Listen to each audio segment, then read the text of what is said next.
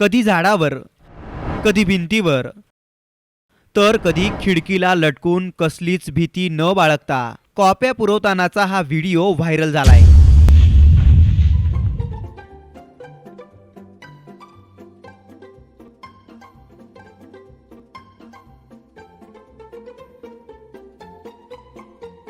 ही दृश्य नंदुरबार जिल्ह्यातली आहे।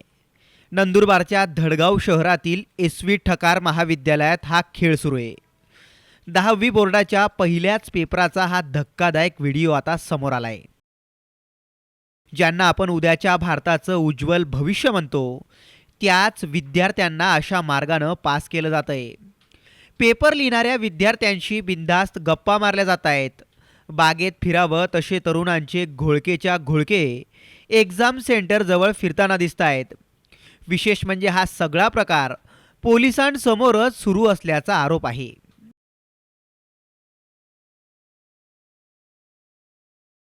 विद्यार्थ्यांना कॉप्या पुरवणारे त्यांचेच मित्र आहेत, तर काही पालक सुद्धा आपल्या मुलांना कॉप्या पुरवायला आलेत।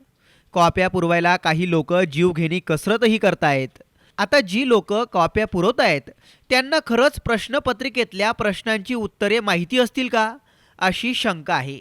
नाहीतर पेपर मराठीचा आणि कॉप्या इंग्रजीच्या असं तर ते करत नाहीये ना, हा महत्त्वाचा प्रश्न आहे। कारण खरोखरच शिक्षित व्यक्ती अशा मार्गाने विद्यार्थ्यांना अजिबातच मदत करणार नाही। विद्यार्थ्यांनी वर्षभर काय शिक्षण घेतलं, त्यांची गुणवत्ता किती आहे, यासाठी या बोर्डाच्या परीक्षा असतात।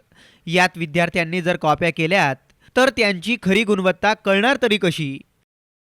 त्यामुळे विद्यार्थी आणि त्यांचे पालक केवळ व्यवस्थेलाच नाही तर स्वतःलाही फसवत असतात। पण दुर्दैवाने असा कुठलाच विचार न करता इकडे हे चित्र पाहायला मिळतंय।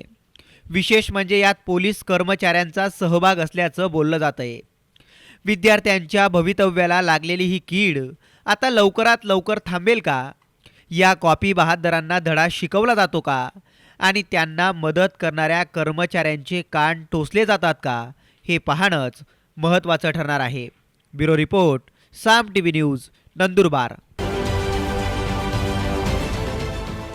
देश विदेशातील प्रत्येक घडामोडींचे लाईव्ह अपडेट मिळवण्यासाठी आता साम टीव्हीच्या सर्व सोशल मीडिया प्लॅटफॉर्मला लाईक, फॉलो आणि सबस्क्राईब करा।